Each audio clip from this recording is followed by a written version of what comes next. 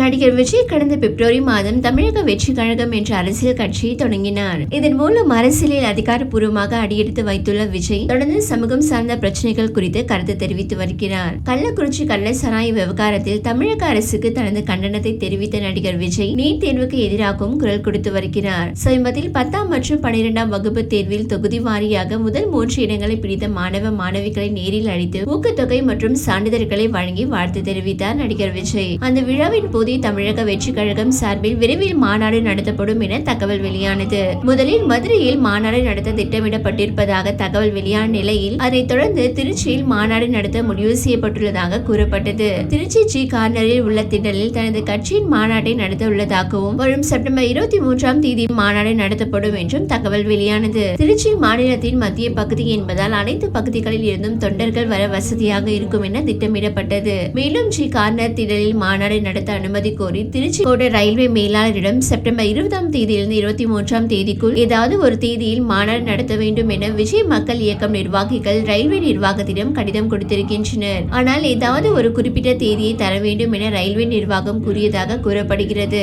ஆனால் அதே தேதியில் தங்கள் சாதி சங்க மாநாடு நடத்த அனுமதிக்க வேண்டும் என ஒரு குறிப்பிட்ட சமுதாய நிர்வாகிகள் மனு கொடுத்திருக்கின்றனர். பெரிய அளவிலான செல்வாக்கு அந்த சாதி சங்க அமைப்புக்கு இல்லாத போதிலும் பிரபல அரசியல் கட்சி ஒன்றின் அழுத்தம் காரணமாகவே அதே தேதியில் மாநாடு நடத்த அனுமதி கேட்டு விண்ணப்பித்திருப்பதாக கூறப்படுகிறது. இது ஒரு புறம் இருக்க குறிப்பிட்ட ஜி கார்னர் மைதானம் விஜயின் எதிர்பார்ப்புகளுக்கு ஏற்ப இருக்குமா என்ற கேள்வியும் எழுந்திருக்கிறது. 10 லட்சம் பேர் அமரும் வகையில் மாநாடு, உணவு, கழிப்பிடம், பார்க்கிங் உள்ளிட்ட வசதிகளுக்கு கிட்டத்தட்ட 50க்கும் மேற்பட்ட ஏக்கர் பரப்பளவு நிலம் தேவைப்படும். ஆனால் பொன்மலை ஜி கார்னர் மைதானம் வெறும் 10 ஏக்கர் பரப்பளவு மட்டுமே கொண்டுள்ளது. அதிகபட்சம் 1 லட்சம் பேர் வரை மட்டுமே மாநாட்டில் கலந்து கொள்ள முடியும். இதனால் திருச்சி பொன்மலை ஜி கார்னர் மைதானம் விஜயின் விருப்பங்களுக்கு ஏற்ற மைதானமாக இருக்குமா என்பது கேள்விக்குறியாக எழுந்திருக்கிறது. இதையடுத்து தமிழக வெற்றி கழகம் கட்சியினர் மாநாடு நடத்த வேறு இடத்தை தேடி வந்தனர். இந்நிலையில் விக்கிரவாண்டி அருகே மாநாடு நடத்த தமிழக வெற்றி கழகம் சார்பில் இடம் தேர்வு செய்யப்பட்டுள்ளதாக தகவல் வெளியாகியுள்ளது. விக்கிரவாண்டி சுங்கசாவடி அருகே தமிழக வெற்றி கழகத்தின் மாநாட்டிற்கு இடம் தேர்வு செய்யப்பட்டுள்ளதாக தகவல் வெளியாகியுள்ளது.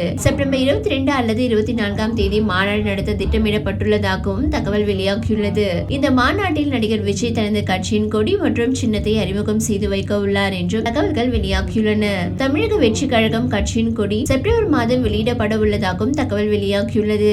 நீல மற்றும் வெள்ளை நிறத்தில் கொடிகள் தயார் செய்யப்பட்டுள்ளதாகவும் மேலும் 3 கொடிகள் வடிவமைக்கப்பட்டு தயார் நிலையில் இருப்பதாகவும் தகவல் வெளியாகியுள்ளது. கருநீலம், கரும்பச்சை, சிவப்பு காம்பினேஷன் தான் விஜய் கட்சி கொடியாக இருக்கலாம் அல்லது மக்கள் இயக்கத்தில் உள்ளது போல் வெள்ளை நீலத்துடன் கூடுதலாக சிகப்பு சேர்க்கப்படலாம் என்கின்றனர் அவரது ஆதரவாளர்கள். முதலில் சொன்ன கலர் காம்பினேஷன் ஏற்கனவே விஜய் கட்சி பெயரை அறிவித்த போது லெட்டர் பேடில் கருநீலம், கரும்பச்சை, சிவப்பு காம்பினேஷன் இடம்பெற்றிருந்தது குறிப்பிடத்தக்கது. இதில் எந்த கொடியை பயன்படுத்துவது என்பது பற்றி விஜய் தான் முடிவெடுப்பார் என தமிழக வெற்றி கழக நிர்வாகிகள் தெரிவித்துள்ளனர். மேலும் கட்சி நிர்வாகிகளுக்கான பதவிகள் மற்றும் பொறுப்புகள் குறித்தும் இந்த மாநாட்டில் அறிவிக்கப்பட உள்ளதாக கூறப்படுகிறது. தமிழக வெற்றி கழகத்தில் எப்படியாவது பதவிகளை பெற்றுவிட வேண்டும் என்ற முனைப்போடு தமிழகம் முழுவதும் விஜய் மக்கள் இயக்க மாவட்ட தலைவர்கள், நிர்வாகிகள் பம்பரமாக சுழன்று மக்கள் பணிகள், நலத்திட்ட உதவிகளை செய்து வருகின்றனர். அந்த வகையில் தாவேகா கட்சி தொடங்கப்பட்ட பிறகு நிர்வாகிகளின் செயல்பாடுகள் தீவிரமடைந்துள்ளது. இந்த மாநாட்டில் தமிழகம் மட்டுமின்றி கேரளா, கர்நாடகா, ஆந்திரா உள்ளிட்ட மாநிலங்களில் இருந்தும் நிர்வாகிகள், தொண்டர்கள் என சுமார் 10 லட்சம் பேரை பங்கேற்க வைக்க திட்டமிட்டிருக்கின்றனர். இதனால் மாநாட்டில் பங்கேற்கும் 10 லட்சம் பேருக்கு உணவு சமைப்பதற்கான ஆர்டரும் இப்போதே கொடுக்கப்பட்டு விட்டதாக தகவல் வெளியாகியுள்ளது.